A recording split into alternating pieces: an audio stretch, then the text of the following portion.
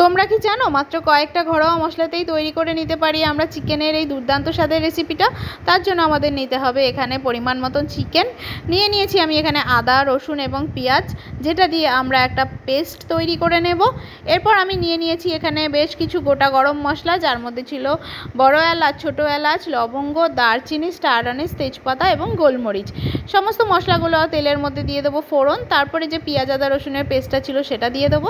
সেটা একটু কষে আসলে এবার ধুয়ে রাখা যে চিকেনগুলো ছিল সেই চিকেনগুলো দিয়ে দেবো কড়াইতে।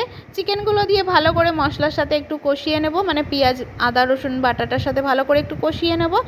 তারপরে যে মশলাগুলো ওখানে আমি রেখেছিলাম, মশলাগুলো খুব অল্প পরিমাণেই নিয়েছি, খুব বেশি পরিমাণ মশলা এটা ইউজ হয় না। তো এখানে ছিল কাশ্মীরি মির্চ, জিরের গুঁড়ো, ধনের গুঁড়ো, পরিমাণ মতন হলুদ এবং স্বাদ অনুযায়ী নুন। মশলাগুলো দিয়ে একটুখানি চিকেনটাতে ভালো মতন কষিয়ে নিয়ে তারপরে দিয়ে দেবো বেশ খানিকটা টক দই। টক দইটা দেওয়ার পরে এবার এখান থেকে জল বেরোবে দইটা থেকে। তার জন্য আমাকে করতে হবে লো ফ্লেমে ভালো মতন চিকেনটাকে 5-7 মিনিটের জন্য ঢেকে সেদ্ধ করে নিতে হবে, যাতে দইয়ের জলটাতেই চিকেনটা ভালো মতন সফট হয়ে যায়। 5-7 মিনিট পর যখন দেখব যে ভালো করে সমস্ত মশলা কষে এবং দইয়ের জলটাও টেনে গেছে এবং এর থেকে মশলার থেকে তেল বেরিয়ে এসেছে, তখন পাশে একটা গরম জল বসিয়ে প্যানে সেই গরম জলটাই ঢেলে দেব চিকেনের মধ্যে।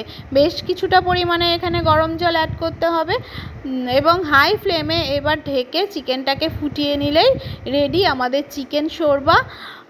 রাতে কিন্তু রুটির সাথে এটা দুর্দান্ত লাগে খেতে, অথবা পরোটার সাথেও খুব সহজেই এটা খাওয়া যায় এবং খুব সহজপাচ্য। যেহেতু এটার মধ্যে খুব বেশি পরিমাণে টক দই আছে, তার জন্য হজমও হয়ে যাবে খুব ভালো মতন, আর খুব দুর্দান্ত স্বাদও এটার। আশা করছি তোমাদের এটা খুব ভালো লাগবে। যদি ভালো লাগে অবশ্যই একটা লাইক করো আর কমেন্ট করো প্লিজ। দেখা হবে নতুন করে অন্য ভিডিওতে, ততক্ষণের মতন টাটা।